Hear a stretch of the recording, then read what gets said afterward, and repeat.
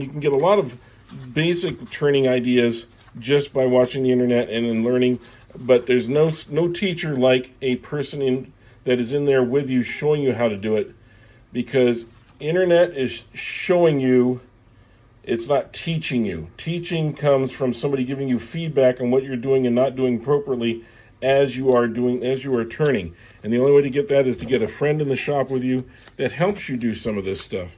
Now, this book shows you actually how to cut a piece of wood in the beginning, to even to how to get your best bowls out of a piece of burl in this case, before it ever even gets into turning.